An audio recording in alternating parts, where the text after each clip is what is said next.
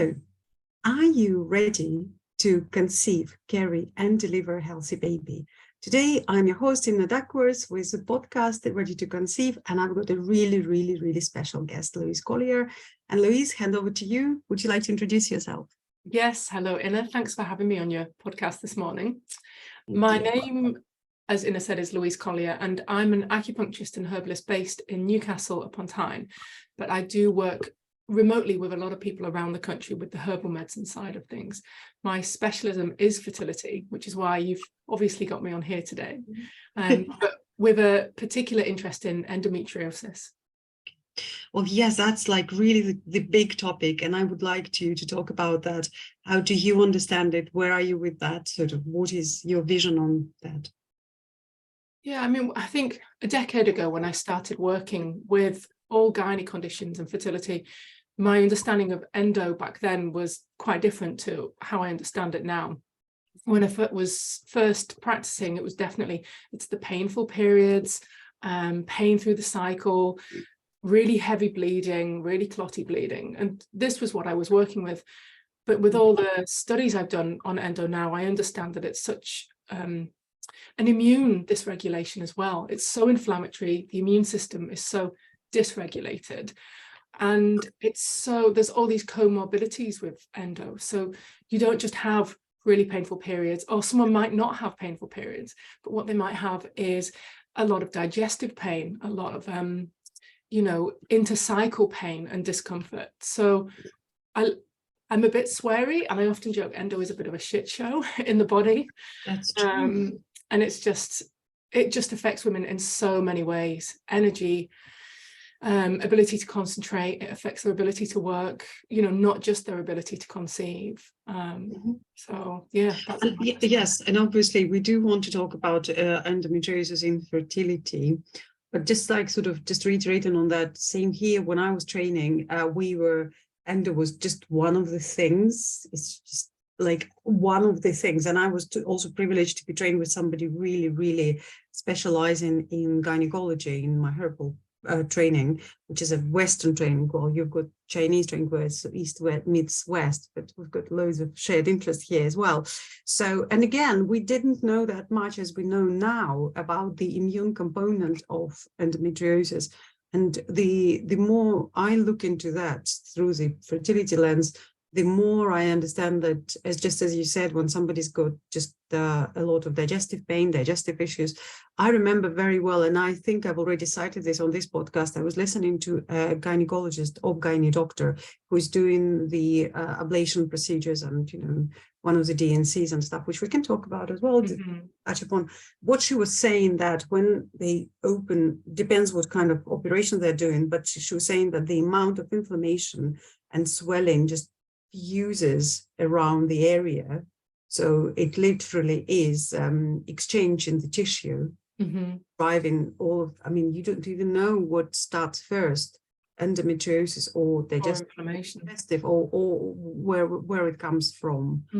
That's really interesting here. What do you think about endometriosis infertility? How impactful is it? Is there a case? Because a lot of situations where people say, oh yeah, like when women go through sort of your normal fertility assessment, the endometriosis is just a box that has been ticked. Yeah, not much. It's like, what's your blood group? This, what's your this? Oh, endometriosis. And so it just doesn't seem to have that much attention as we try to pay to it. So where are you with that? How do you think, how much impact does it give on fertility? I mean, there's the obvious way it impacts, isn't there, structurally? So some women have the issues where endometriosis has, not to use the word obliterated, but really damaged the pelvic cavity. And I know that one of my girls had, her fallopian tube wrapped around the ovary, and that was then attached to the bowel. She had like a 10 centimeter cyst on the other ovary that did have like a patent tube. And so structurally, she just couldn't get pregnant. And it took a good surgeon who was able to repair all of this, move things away, make the tubes patent again, and she was then able to get pregnant. So that's the structural side, isn't it, of endo? But what I'm starting to see a lot, or I probably have been seeing for years, I just understand it so much more now, is that everything is okay structurally. Someone's been told they have endo, but structurally everything is fine. You know, the ovaries are clear of the, you know, those huge chocolate cysts. They don't necessarily have those. The tubes are patent, but they still can't get pregnant. So this is the impact that endo has on fertility. Is that's where it's the immune system, in my opinion. And when you have an immune system that is constantly in overdrive, trying to clear those lesions and trying to clear all of that inflammation being generated, then, well, it creates that inflammation, but it's this kind of cascade of things going on. Then, you know, eggs and sperm don't stand a chance, do they? So the eggs that are growing in that environment have been exposed to all of that inflammatory damage.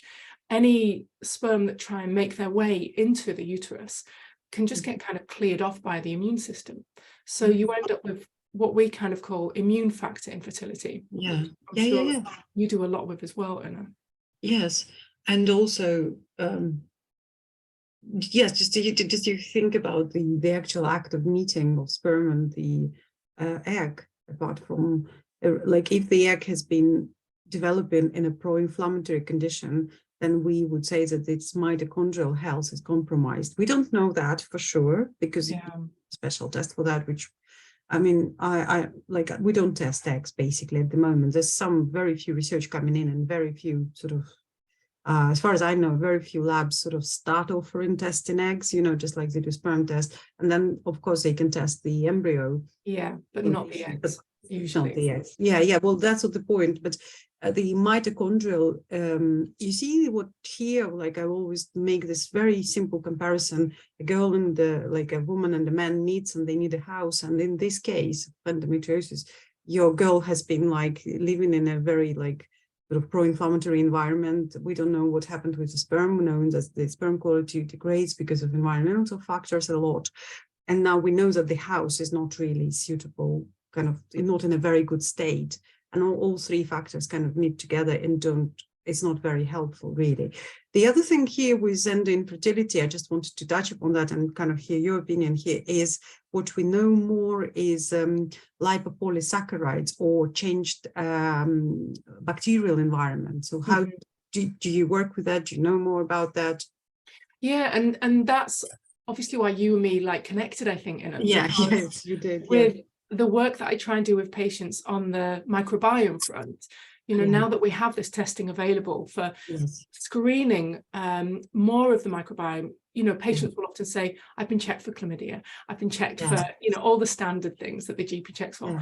But it goes so much further than that, doesn't it? And we can screen for so much bacteria now that could be causing this low-level inflammation as well. And you know, I think these microbiome tests are brilliant because it really helps us start to improve the fertility outlook. And, you know, I've had endometriosis patients where we found ureaplasma. This seems to be a really common thing that's coming up on these tests. Yes.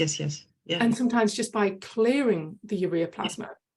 And I was going to say, you know, even going into IVF, we found that the implantation rates are so much more successful when we've managed to kind of balance and restore the microbiome. Yes, it's exactly very important. And for example, what we understand now, for example, is the biofilm, which is literally a film. If you have ever seen like a petrol spilled on the water, and it's this like shimmery film, that's exactly sort of the film we're talking about on the top layer of the sort of our mucous membranes. It means that good things can't get in and the bad things can't get out. The good things are hopped, like literally robbed by the sort of this not so very healthy. They are bacteria. They like that's their life cycle, but they are robbing the nutrients of our cells to be growing. And ureaplasma is actually one of the really unhappy ones. And this is where I would also say that it's really important to test the partner so many times. First of all, I'm really happy that we've got this microbiome test. When I was training initially, we didn't have that luxury. So it was just sort of maybe that. We just were working with the clinical presentation, and I'm sure you did as well, and some other factors, which in TCM are amazing. I'd like to know more about that in a minute. But here I'd like to say that the tests that we offer, functional medicine, vaginal swab, and are slightly different or very different from the ones that GP normally offers, because what GP still offers is a microscope. Literally, somebody is looking at a swab, and if they see, like in a microscope, like something that looks round, that will be considered as E. coli. Something that looks elongated, it will be considered as that one, and that one, and that one. And so that's what's happened actually with E. coli in UTI situations. For many years, there were a couple of bacteria that couldn't have been identified, and they were all labeled as E. coli. But the tests that are available now, and after COVID, everyone knows what PCR is. Everyone is looking for DNA presence and the amount of this DNA presence, which is a very different story, because if somebody made a swab, and in that very swab, they swabbed somewhere where there's not so many of E. coli or other bacteria or ureaplasma, just now in that swab, they will say it's all clear. But if you do this genetic sequencing testing, then you can literally say what is there, like, you can be much more accurate, times more accurate with what is there. The other part of that is, of course, male testing. When you do you offer acupuncture to your male clients as well, and the herbs? How does it work for you? So whenever a partner requests if I will work with her husband or her partner, Yeah. I often joke that if the person doesn't bleed, I don't know what I'm doing. And it's mainly because I haven't gone down the route of andrology. Okay. I'm so interested in gynecology. And I think andrology it's a whole subject in itself, and you want that expertise. So I often refer people to my business partner, Laura, because she's, we consider her the andrologist in our group. Okay, cool. That's really good, because I'm yet to build some better relations with andrologists where I am, and I'm in the south of England.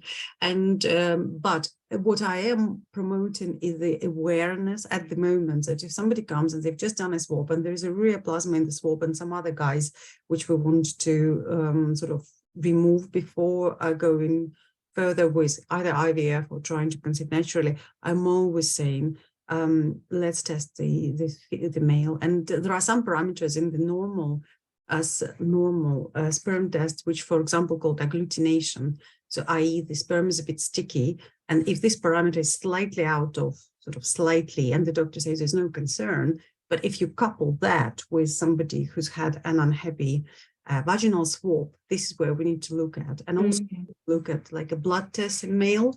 No, this is not for me to say I'm treating that I'm saying that if I see a blood test of a male partner with some immune dysregulation in the blood test and some parameters in agglutination, this will be a reinforcing factor to tell them we really need to test your partner to help with that. And definitely when we get ureaplasma coming up on test, we usually advocate fertility, don't we? Treated.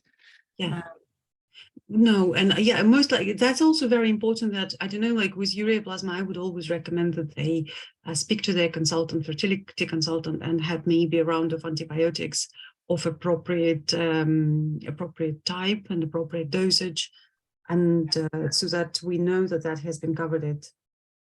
How do you feel about it? What's your position? Yeah, whenever I've got a patient who is in the fertility clinic setting, I usually, and we find ureaplasma, I say, speak to the consultant, because the best way that we can get rid of this quickly is with antibiotics. To go down the natural route can take longer. So it's easier for those women who are in with a private consultant, because he'll often prescribe, or she will often prescribe. It's more challenging, isn't it, when we get women who aren't in the clinical setting, because the GP isn't going to prescribe the appropriate antibiotics because they don't recognise ureaplasma. Yes, that's really, ureaplasma, that's also interesting. It's interesting how we went to ureaplasma today, but I was listening to like a really good lecture on that recently, and I kept thinking about it, because it was considered to be a commensal. People will say, oh, it's just normal, it just lives there. It does leave there, but for fertility situation, especially when everything else is challenging, and like it's literally this precious egg or precious embryo, and we're just trying to give this chance, really, like for those who haven't been able to get pregnant before, and we don't want to risk anything, really. That's how I feel about it. I don't know how you feel about it, but I'm quite a stickler for testing, but in that way. And I remember listening to one of the experts in the area in fertility, and they were saying, we're looking for healing opportunities. And I really loved it. How do you feel about sort of your approach to fertility work? It's a lot, we use the words like harmonization in Chinese medicine, balance. And we're always trying to move people into a state of things have become more balanced. The body is in a better state for conception. You know, so whether that is more Western terms like the microbiome, or we're thinking about the quality of the lining, aren't we? Ripe for implantation. We often use these analogies like we want the soil to be fertile for planting. So it's a lot to do with we're trying to move the body into balance, and then it's going to be in a state for conception.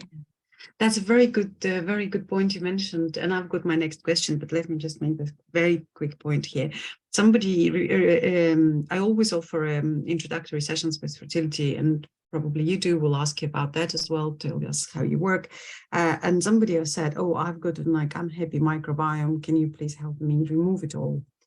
And I thought, okay, I really and I tried to use this, and maybe it wasn't very efficient, but I did. And I said, look, it's not the pest control. Think of me as a garden designer that helps you tender to your garden. You know, we can look at soil, because just as you said, because it's literally what has changed in microbiome in recent years, that we are less eradicating and more balancing. Because the problem with eradicating anything is that the weeds grow first. I mean, as a herbalist, I love my weeds. But in this setting, we need a specific type of lactobacilli to regrow, because then those lactobacilli will prevent the sort of less kind of other bacteria grow. That's what we need. And if you want to add anything else, please do. Otherwise, I've got a question. In terms of restoring the microbiome. Yes, restoring the microbiome. Yeah, I mean, this is why we talk a lot now about prebiotics, isn't it? For so long, it was about, you know, let's put in these additional probiotics that eventually go through your system anyway. And what I try and explain to patients, don't get so hung up on probiotics. They can be so beneficial. We do need them for restoring the microbiome if you've had a course of antibiotics, definitely. But what we need to do is try and build your own bacteria back up with the prebiotic approach. So what we want, the populations that you've already got there, they might be small, but we're trying to feed them and bring them back to life in the way that, you know, with the garden analogy, we're working with what's there and we're trying to restore it as much as possible. We don't want to clear a microbiome, because then there'd be nothing. And we know so much that bacteria is so important for health anyway. So yes, it's exactly the point. And I wanted to say that we also know something about nutrigenomics now, which is we know that some people are they've got a special type of gene called FUT, and some people have got like a modification of this gene which makes them retaining microbiome better than the others. And so that also is important. I mean, it's not my primary sort of consideration in this setting, but for like a wider health context, you can have a look at all these gene parameters and find out how they would work. Now, my most important questions for me, I love Chinese philosophy, and I love the 5-element philosophy and the beautiful alchemy of the seasons moving through the body. I'm absolutely in love with that. And so can you just give us a bit more of these clues? How does the philosophy see endometriosis and like fertility, whatever? Of course, yeah, because I love this subject. So yes. I think what I really love with Chinese medicine is the way that it kind of differentiates endometriosis. So, you know, the Western label of endo is that it, you know, it's endo. But in Chinese medicine, they didn't have the label endometriosis for so long. But what they did was they looked at almost 6 different patterns and the way that endo presents in women. So it might be what we would call a qi and blood stagnation pattern. It might be a cold stasis pattern. It might be a heat, blood stasis caused by heat. We can have these mixed patterns of kidney deficiency leading to stagnation. And we talk a lot about phlegm and damp as well with Chinese medicine. And this is really interesting with endo, because when a woman has surgery, sometimes she might be told by the consultant that, you know, there's a different color to the lesions. Some of them are pigmented, some of them are non-pigmented. And so, you know, are they like a bloody mass or are they white? And it's sometimes the white ones that are giving off what we would say this kind of phlegm and damp. We might see that in the tubes as well, this kind of stickiness that's causing the immune response. So, and we look at this often with the body. So in Chinese medicine, we always get people to show us their tongue. And that really helps us to see, have we got any kind of sticky white coating there? Have we got a yellow coating? And the yellow shows us the heat. So, or what we would say damp heat. So then we know we need to use herbs that are all about clearing and draining that, that damp heat. Or do we see kind of a bluish color on the tongue? Is there cold in the body? Therefore, do we need to, you know, warm people up? And we do find with people with endometriosis, often they're really cold. That seems to be a real underlying pathology that we would say in Chinese medicine. And we've got to warm them up. We've got to strengthen their kidney yang. So we kind of break things at a really simple base. We break things into yin or yang. Is the person yin deficient? Are they yang deficient? And most endometriosis people are yang deficient. Oh, that's interesting. It's like the yang is the driving force that would be able to like clear the debris, you know, that kind of retrograde blood that they talk about that most women would be able to clear, but women with endometriosis aren't as effective at clearing that retrograde flow. And that's like a kidney yang deficiency. So we look at the yin, we look at the yang, we look at the qi in the blood. Is the qi stuck, and is that causing the blood? For those who don't know what qi is, can you just explain a little bit? So say it's somebody who wants to come and see you and they want to know what qi is. Why? And it is a word we use a lot. I know. I love it. I mean, qi and jing and all of that. Yes, it's very the life essence. We call it qi is like the life force. So, you know, a really way to understand it is if somebody dies, they still have blood in their body. But the qi has stopped. There is no qi or life force. And it's the qi that drives the blood. It's the qi that warms our body. You know, we often, on my form, I've got a box tick, like, do you get a cold nose? And so many women tick this, like, oh, no one's ever asked me if I get a cold nose before. But yes, I do.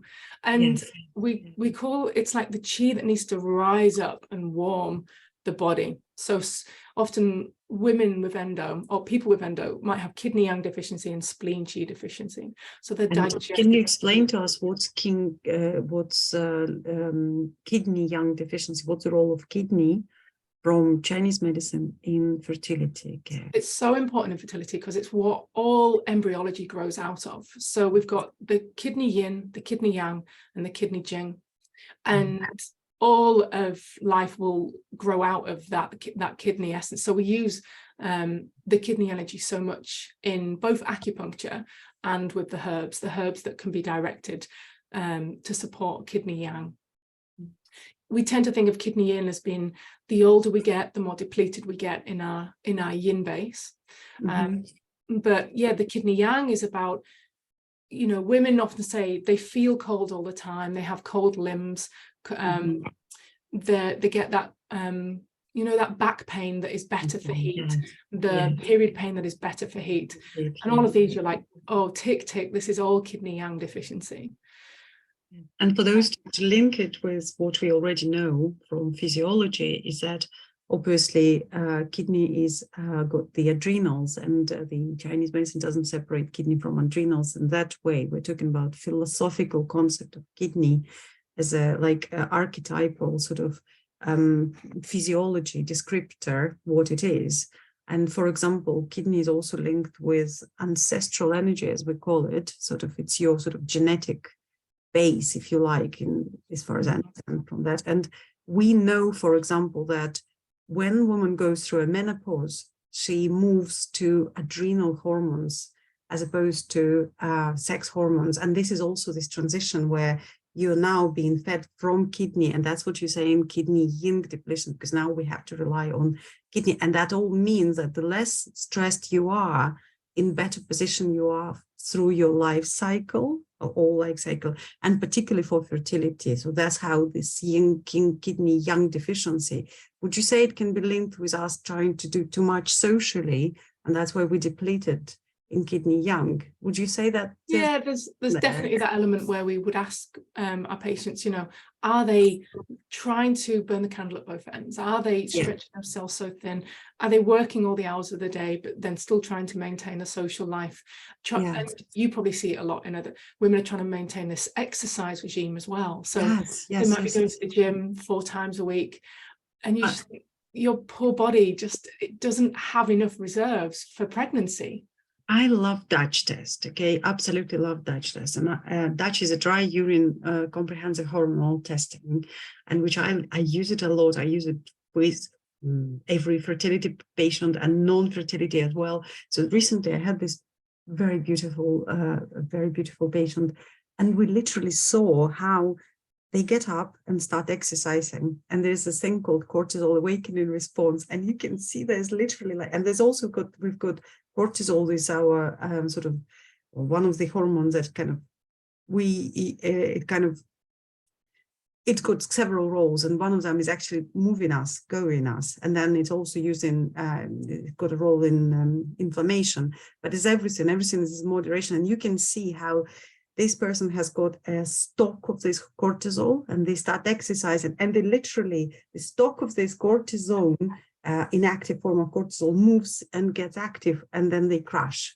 So too much. I can literally show like one graph goes up, the other graph goes down, and I'm saying, you see, you're just borrowing your energy. You can't do that much. You need to rest. Yeah, it's just unbelievable how we underestimate the value of rest. Exactly. And this is something that, one of my mentors, Randine Lewis, so she's a practitioner in America, and she talks about how our patient base, it will be the same for you, Inna, that it's often women who are used to, they know what they need to get done in life. You know, if they need to get that job, they know what they need to do to work with the interview. If they want to, you know, get that qualification, they work hard for that. If they want to win that race or do that marathon, they train for that. And they're so used to just working so hard for what they want and striving. But pregnancy is this completely different state of receptivity. You know, we need to receive the pregnancy.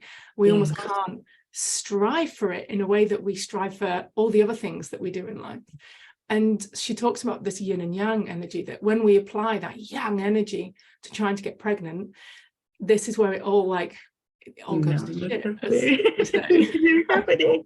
Yes, I see it so much. And the first thing when I hear somebody, unfortunately, and I'm glad we're talking about that, because that's something probably best heard like in a third person rather than somebody in front of you. So often when I hear, can we do it quickly? Can we do it quickly, please? I'm saying yes, 3 months, and then I'd like to retest the microbiome at least, because if it's microbiome, I say I'd like to retest it. I don't want you to go back to IVF clinic until we know that this thing has been worked at properly. And then how long does it test? Another 20 days or whatever days it takes to get the result of the test. Some test longer, for example. And no, that's too long. And when I hear this, that's just like, I'm just like gently trying to invite into that receptivity state that you need to start like creating this space, you know, for this, you know. It's like the seasons, right? We can't have spring now. We have to kind of go through the winter, and we have to go through that period of things dying off to like rebuild again. Yeah. I absolutely love Laurie Dechar. I don't know, did you read some of your books, Laurie Dechar, The Alchemy of Seasons? It's amazing how she describes the winter, and how at this very, very bottom of winter is often also compared to like the sort of, I don't know, death season, isn't it? And then when she describes that you're going down to this very, very depths, and there in Chinese mythology there's this goddess where you meet the goddess that of rebirth, and this is where the kind of the process of rebirthing begins to then manifest in spring and goes. Yes, we call it ultimate yin. Yeah, like summer, the height of summer is like the ultimate yang. Yeah, and from yin, yang is born, right? So so that's the reason, and I absolutely love the way you describe the patterns in endometriosis. We do the same in if you see a herbalist, a well-trained Western herbalist, we do recognize the cold and the heat and the stagnation. We do recognize all the tissues of the state tissues. And I absolutely love how you describe this.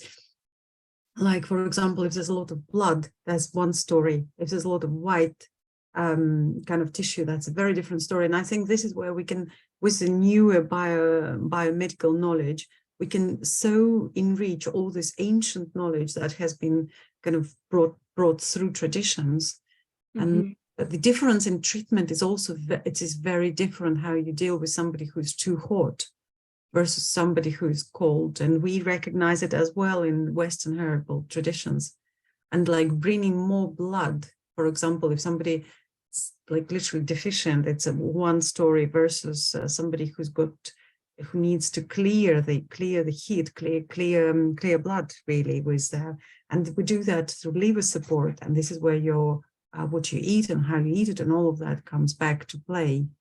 Do you do a lot of nutrition coaching, like talking about how to eat, what to eat? Do you apply Chinese principle to food as well? Just if you touch upon that. Inna, can we pause for 1 minute? I've got someone banging on the door. Yes, okay.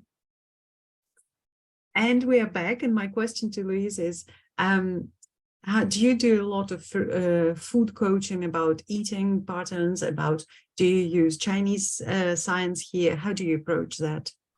So as I mentioned, we find that so many women are on the cold side with endometriosis. I've got a few hot ones, but I generally find it's on the cold side. And I talk to them a lot about the Western diet, because we know so many people in Britain and America wake up in the morning and the first thing they'll put in their body is something cold, cereal and milk, or sometimes they even just skip, altogether because they're too busy. And what I try and teach them is, from a Chinese medicine approach, we want to warm the body up. So the first thing that we put in our body in the morning, we want that to be a warm meal, a warm breakfast. Yes. So I definitely coach around kind of the energetics of the food. Try and warm up your diet with the temperature of the food. Try and maybe stay away from the foods that exacerbate a damp picture. So if someone is really damp, like I mentioned, we might say, try and limit some of the dairy in your diet. And we know that dairy can be problematic for endo in some people. It can be full of hormones, which in some women it just inflames the issue. So we might say, if you're going to have dairy in your diet, I always say, if you're going to have milk, have it warm, don't have it cold, because damp, cold dairy is one of the things which is going to exacerbate that kidney yang and that spleen qi deficiency. Yes, absolutely. And then there's all the things that we might think of for endometriosis, like the limiting gluten, because sometimes just taking that out of the diet for a bit can give the body a real rest. You probably, recommend the same with your. Yes, I think I do recommend that, and I am a big fan of dairy, like taste wise, and I know that. And I know why people are so keen on dairy and gluten, because if probably you know that as well, that both dairy and gluten has got a molecule. In one case, it's called casomorphin, and it's called gluteomorphin, and the morphine is morphine. It's morphine, addictive property. It's our so it's basically feel good state. And I absolutely love cheese. I'm sorry. And, cheese at pizza, right? Cheese on bread. Yes, exactly. With some tomatoes. Yes, if somebody does it. Perfect storm, of course. In that case, look, I understand. I'm on that same. I am in that same space. I understand it. However, I like somebody mentioned it in the way that use dairy as a condiment. Don't make it your main. Sparingly look into that. Obviously, we can test. Okay, we can test. The nutrigenomic allows us to test whether you have genes to digest dairy, like the type of your genetic make that allows you to be more gluten kind of friendly, more dairy friendly. But again, we're talking about a bigger picture here. Just as you said that the dairy can be full of hormones, And so basically with dairy, what I'm saying, if it's a must, it's total must for you and you kind of can't move away from that, well, I would say really look for some local organic farm and get some yogurt. But again, use it as a condiment, not as your everything. And second, same with gluten. I loved one of the experts I learned from. She had a really unhappy estrogen situation where she was invited to consider some gynae operations. And when she learned that, she said, I ate broccoli like it was my job. Yeah. And I came back to the gynae and they thought, well, they were very surprised to see the change. So I am sorry, here my approach to fertility is, how much are you committed? Really, like if you're really committed to get that, I mean, there is a commitment coming from this sort of over office type commitment, you know, like just like we've discussed that I like A-type personality, daddy. Now I want a child. That's not that type of commitment. That's a commitment to reassess how you want to live your life, if you like, you know, and this child, kind of a different level of commitment that to get this child, I really want to be as healthy as possible. And this is different commitment. And I want to create this space where I'm comfortable, my partner is comfortable, my child is comfortable. We are all comfortable, maybe not, we're happy about it, you know. So this is how I see it as well. Do you pursue Chinese clock for food? How do you feel about it? In terms of like the times of day to eat? Yeah. So funny you should ask. I'll show you. I've got this. Yes. This is my mouse mat in a. Okay, I love it. I have to look at yeah, for people who are listening on the podcast, this mouse mat is a Chinese clock. So it says that, and I do actually talk to people about, you know, it's really good to be in bed for 11 o'clock because the liver is doing its work, you know, between we say like 11 and 1, and we want the body to be asleep almost by that point so that the liver can do its job more easily for detoxification. And you know, the stomach is active between 7 a.m. 9 a.m. so we say it's really good to have your breakfast by 9 a.m. and I think Western nutrition probably has a similar recommendation. You know, we want good kind of gaps between eating, give the body time to rest and digest.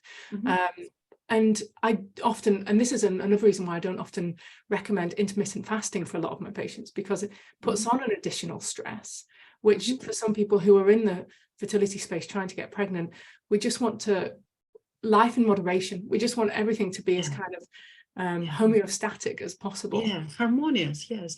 And when you talk about intermittent fasting, what's your vision on hours for intermittent fasting? So what's your kind of, if you were to recommend it to some other patients, what would you say? Yeah, I know a very common recommendation is the 8-16. Okay. But I find sometimes that could be just too severe for a lot of people.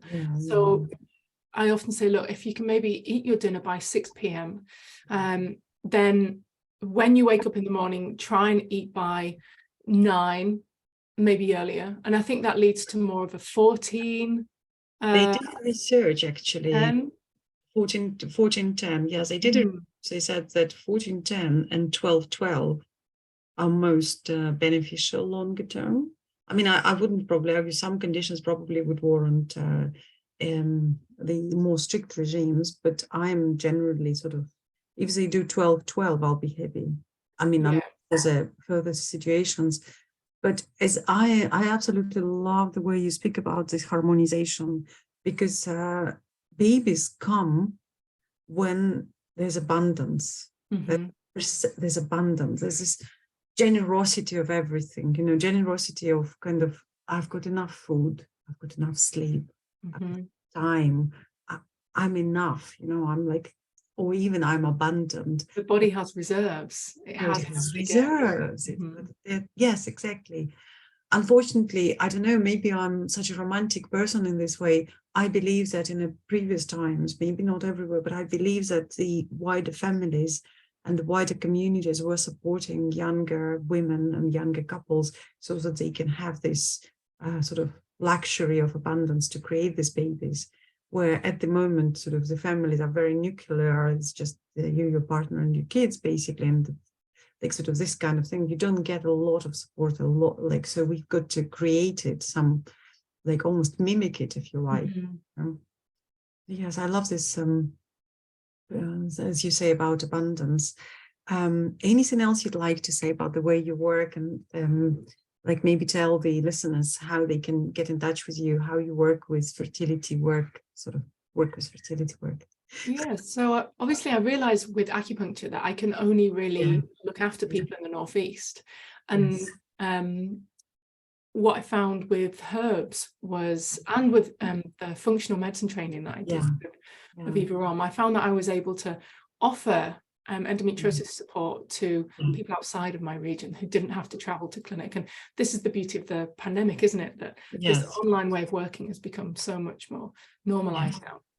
And I often look after the patients of other people's other people. So acupuncturists might send their patients to me for herbs, just as we send our patients to you for, you know, the stuff that you can do with the pessaries. Yes, I do a lot of that. Yes. So I run something called the Endo Fertility Solution, which is an online program for people with endometriosis trying to get pregnant. And it's about a 6-month program.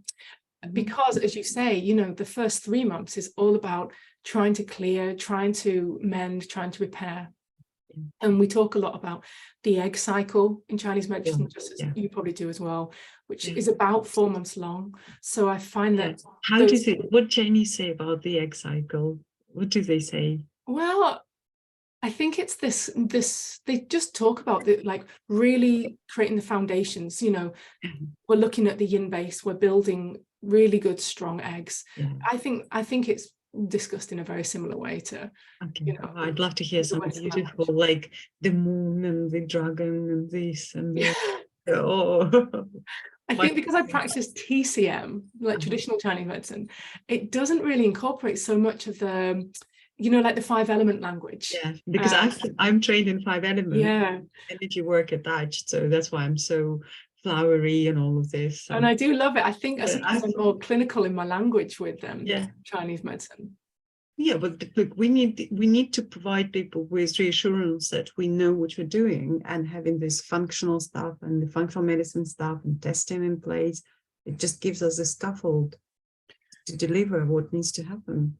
Yeah, I often only go down the TCM language when someone feels like, when I've really got to know them and they know that I've got my foot in the Western camp. But I can also help you understand, like, the analogy and the metaphors of Chinese medicine. I think that actually differentiates us from many other practitioners, that we are trained, properly trained, and we're safe. We know what we're doing. We know how it actually looks like a microscope, or what it looks like this way or the other way. But we also have got this luxury and privilege of knowing this extra bit, which kind of makes your explanations more sound, you know, and you know that it's not just, it's like a GP, they don't have to explain everything they've seen in the blood work. They just tell you this kind of synopsis, snippets of it, so we can do that. But talking to each other, we can explore it in a bigger way, and just that exists, we also do that. And so coming back to your 6-month program, first 3 months are clearing sort of areas and the building foundation for the egg. That's right, yeah. So we've I've split the program into these, like, 3 phases that are called reset, restore, reclaim. So we're resetting the body, we're trying to clear the decks, really try and bring all of that inflammation down and do some reparation work with the gut. And then the restore phase is where we're then starting to build on the cycle. So I start to look at the cycle a bit more, and I start to think, how can we start to optimize things to move towards fertility? And then the reclaim phase is all about reaping the rewards of what we've done with reset and restore. You know, all of that work we've done with supporting the journey of the egg cycle, reducing all that inflammation, usually means those months 4, 5, 6, that's where we find we've got the most opportunity for a natural conception. Do you have a lot of that people really conceive naturally? And I think it does tend to be a mix. There's a lot of people where we do have almost that surprise pregnancy where we're like, oh, brilliant, we did get there. We got there naturally. We didn't have to go down the IVF route. And that obviously is wonderful. I do find sometimes IVF is just needed for whatever reason. And if it's a structural issue, and we find that the consultants are almost reluctant to do surgery, aren't they, for endometriosis? They might just say, if you want to get pregnant, let's just go down that line and we'll worry about surgery later, which I feel mixed about that, because I think in some respects it might really help calm the immune response if we were to try and extract all of those lesions. And yes, that's also the case. And I think that this is just like everywhere else, we need the really good specialists, you know. So for example, yes, I was talking to a consultant, and they were saying that somebody who did this procedure before, they were not thinking about future pregnancies. It didn't really leave this space where the embryo can implant, you know, after all this scarring and all of that left there.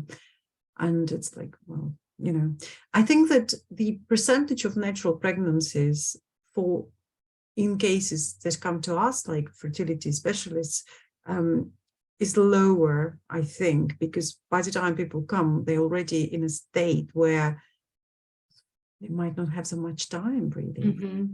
Like some of the people I see are like, they've been trying for 8 years. First 4 they tried naturally, then 4 years they were just going from IVF to IVF without any like saving up money, going to IVF, saving up money, going to IVF. So there was so this 8 years is really the precious time, you know. What I don't know, I'd like you to say about that, but just if you would, I think that if you've tried for a year and it doesn't quite happen, seek help. And this is where, like, say you're in your early 30s, 33, 35, and you think, maybe we want to have children. We've tried for a bit, doesn't work. Seek help. We can be helpful so much more.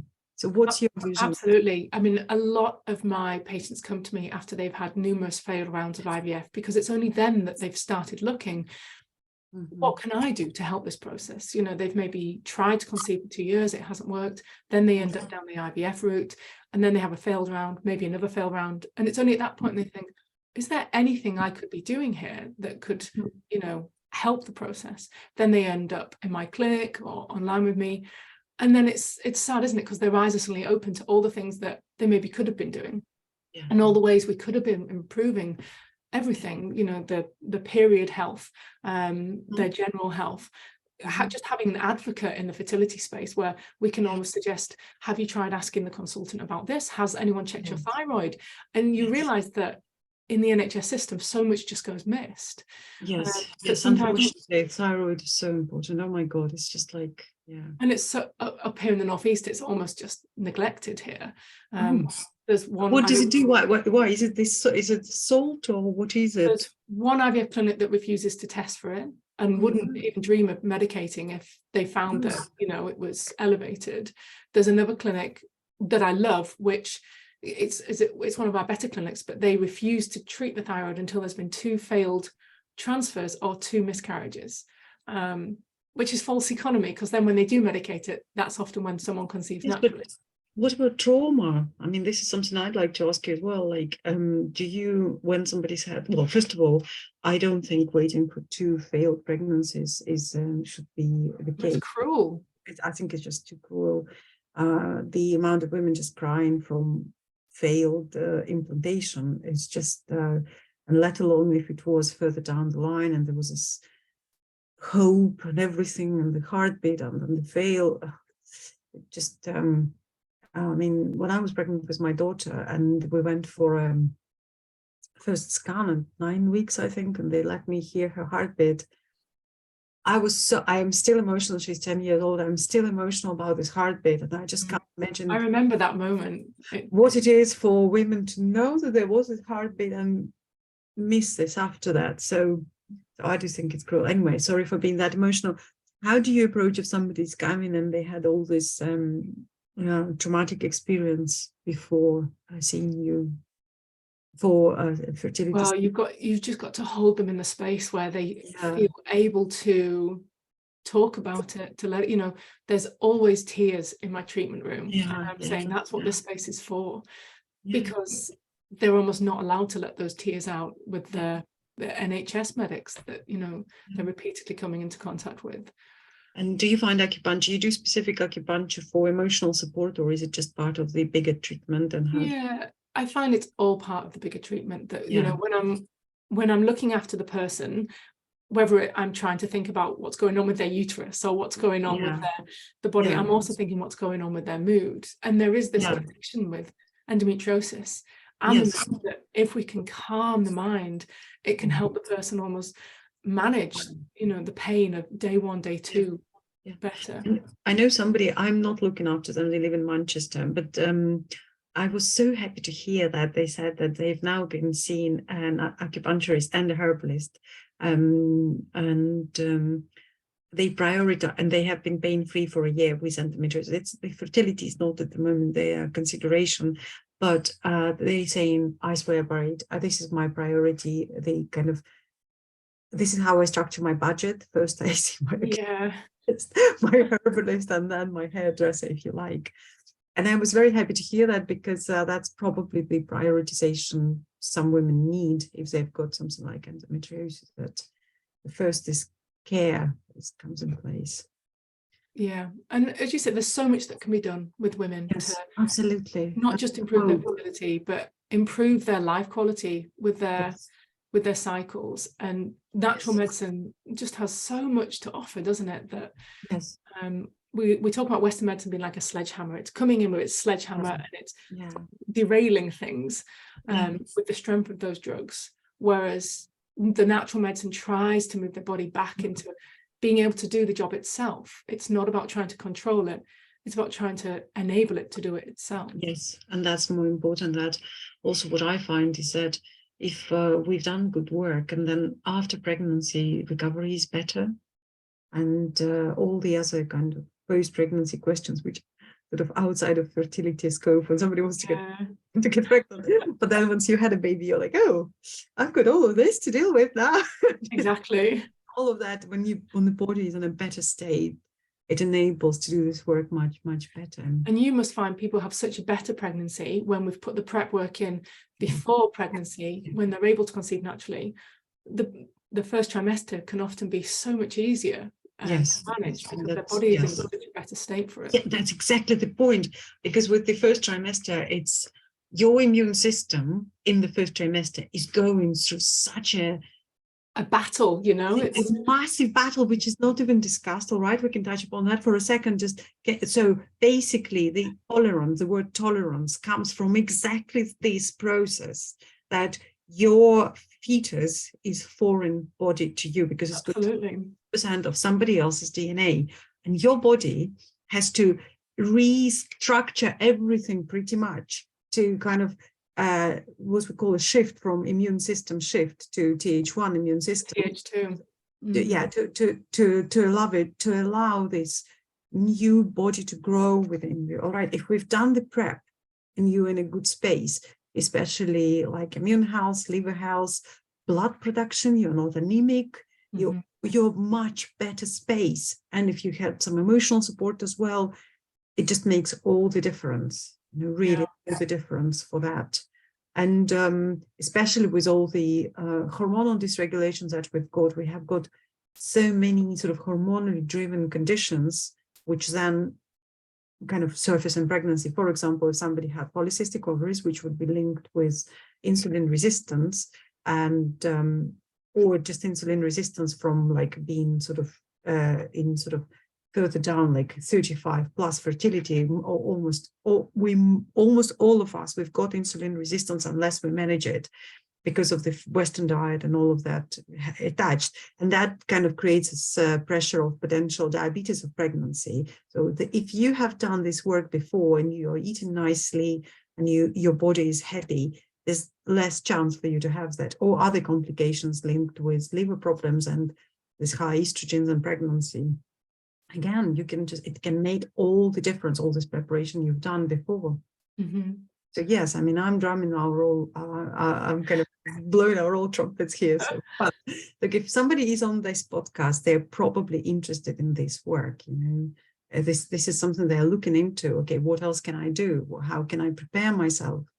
And that's why it's called Ready-to-Conceive, because this is my dream that, like, I know that when we were learning 5-element in the course that I did, and we were told that it was norm that every quarter, every 3 months-ish, the change of the season, people will go to see their Chinese practitioner that will do the pulse checks, they'll do the check, and they'll help them transition from season to season. And this is how the life is kind of sustained, you know. Of course, it's a dream come true, but, you know, what my point is, get this help. If when you think of conception, maybe you've got no problems whatsoever, just come and have a check-in, you know, or just do some like preparation that will enable both you and your partner to create the healthiest baby possible. Feel about it.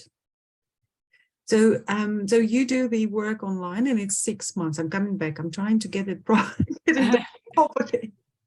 So it's a 6 months work. What if somebody says to you, I've got IVF next week or next month? Would you do something for them? Usually I would say there's almost no point taking me on at this stage in your journey. Yeah. And I've said to people, look, if you're about to have, because people get in touch, don't they, and say, I've got egg collection next week or in 10 days time, so can I get started? And I say, look, see how this round goes. If this doesn't work, then come to me and let me put the groundwork in, because there's no point starting something this late in the game for a round of IVF, which is almost, you know, been and gone, because it's the prep, it's the prep, isn't it, that is so important. It's all about the preparation. Yes, and especially, like, I know you don't work with males, but I do work with male partners up to a point, at least in supporting what can be done naturally. But yes, I do want a urologist involved with some andrology support as well. However, what we've learned is that some of the microbiome bacteria, they are with both the partner and the both partners. For example, one of them, which is Enterococcus faecalis, for example, what it does, it's also considered to be like harmless, but what it does, it impairs the quality of sperm. It affects the future immunological function of the spermatozoa. The modern research tells us that. So basically, especially if somebody comes and they've got just the Enterococcus faecalis in the swab, I'm saying, and they're telling me that we've got an embryo ready, we're having a transfer next week, can you help something? And I'm like, okay, but I know that there is really some risks that this embryo is not in, the sperm is not in the very best state. It went in there. And we know that, you know, there's like other parameters, probably, you know, how do you know about that? That if the embryo fails after 3 days, that's where the sperm quality wasn't really that good. And all of that needs to be taken into consideration. And just as I'm saying, if you're ready to work and you can postpone this round, let's do the work. If you're not ready, if you really set your mind in, everything's like paid for, laid out, just go ahead and do it. But we need the groundwork in. That's you see what I hear here from what you're saying, and I really praise you for that, is this integrity, which I feel is similarly important to me, in that I'm not taking someone's someone's own or someone's money just for the sake of it, if you like. I really want to set them for success. And I know that even like, can I take some prenatals? I'm not sure, because we've learned a lot about, for example, iodine is a big question in all prenatals. And if somebody's got thyroid antibodies, it's still, the jury's out whether they should be taken, or how much iodine they can take without flaring the antibodies. Again, coming back to the beginning of immune system regulation here. But I do really thank you for saying that, this integrity of looking after people and preparing them rather than just sort of doing something last minute. Really amazing. Can you tell us more about your training in fertility? Because this is what I think also makes a lot of difference when somebody is just an acupuncturist or just a herbalist and somebody who's fertility trained. And I know we went different routes, but I'd like to know more about your route. Yeah, and what you said there is so, well, it's a conversation that we have a lot with with colleagues. So there's we all tend to graduate, you know, with a degree in acupuncture, and then lots of people go on to say that they treat fertility, which for me, it sits really uncomfortably because they haven't gone on to do any postgraduate training in it. So though I'm in a network called Fertility Support Trained, which was set up by someone called Nava Carmen. So what she wants to do is get acupuncturists and Chinese medicine practitioners to a really high level and standard of practice where we understand the Western and the Chinese together. So I've done a few diplomas now, one with a doctor called Trevor Wing, and he's based in London, and again, one with Nava. So I've done a few of these really intensive fertility trainings, and I'm always doing these online. But again, what's been great about the pandemic is I've got access to a lot of the American practitioners now. So it's a case of always studying, always learning, always trying to keep up to date with all of this emerging knowledge now about the immune factor infertility as well. So yeah, I think it's just so important to not just graduate with your degree in your practice, but to go on and then do the extra training in fertility. Yes, I think that I am so much with you here because, well, first of all, I've gone a different route. I'm a Western trained, but my Western training went with a really amazing gynecology specialist in the clinic. And then I did a training with Sandra Greenbank, which is fertility nutrition support. And just as you say, I keep constantly training in that area. It's interesting you went American way, I went Australian. I'm learning from several Australian practitioners. Yes, well, we both are, aren't we, with Moira as well? Yeah, and Moira as well. Moira is amazing, which is a special vaginal ecology training here.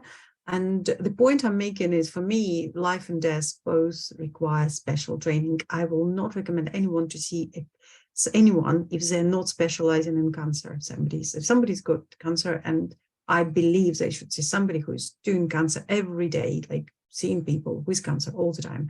Because I have done, when I was just touching the water where I want to go after my degree, I did special training in cancer, and I realized how involved is that. But it didn't sit with me right. I didn't feel I'm the right person to be supporting people in that direction. And my soul search, extensive soul search, led me to fertility, and I'm very happy about it. And this is what I'm saying, like, it is so specific. You can't just dip in and out. You have to be in it every day, all the time. The first thing I get in the morning is a couple of fertility Oxford fertility kind of magazines alert. The new research is coming out, and that's my morning reading, honestly. And the thing that came up yesterday was that they found some new unmethylated areas in sperm, and that affects fertility and affects sperm quality. And this is again, like, we are like, we knew that. Yeah, the methylation is a big thing, especially for sperm, and all of that. It's just like becomes your daily life. And I think that's why I'm praising you for doing this training. And I've been looking into the Nava's training as well, but I'm not trained as an acupuncturist, so it's yet to come, probably. I don't know yet. I haven't made the best use of my 5-element training, but I just love it so much. So it takes me to. Okay, anything else? Is there any short courses you do? Any kind of webinars? Is there any introductory calls? Yeah, I've got something called the Endo Fertility Explorer, which is like a 2-hour consultation where I go over all of the person's history, maybe signpost them for things, offer what I can in the way of my thoughts on their case. And that's almost like a stepping the toe into the program that I offer. So that's like an introductory approach to it. Okay, that's really, really nice. And I've been to your website and it looks amazing. And the webinar is great. So I think that everyone who comes to you will be in really, really safe hands. Oh, so thank you. I'm happy for this conversation. I'm really, really thrilled about it and the works that we both do in different ways. So, and is there anything else you'd like to say to our listeners today? And I think it's time we wrap up. We're talking to all. Just thank you for listening. And well, podcasts tend to be so much shorter, but I'm really we just get carried away because it's we live and breathe this subject. Yes, exactly. We're bores. Those bores, we're like fertility nerds. Yeah, fertility nerds. Yeah. Okay, so yeah, that really, I just thank you for listening. If anyone has tuned all the way to the end of this. Yeah. Well, thank you, yes, again for coming to the podcast. There will be all your all your social handles will be in the notes to this podcast, and wishing you really good, wishing you really well with your clients. Thank you, Inna, and thanks for Thank having me you. on. Yes, let me just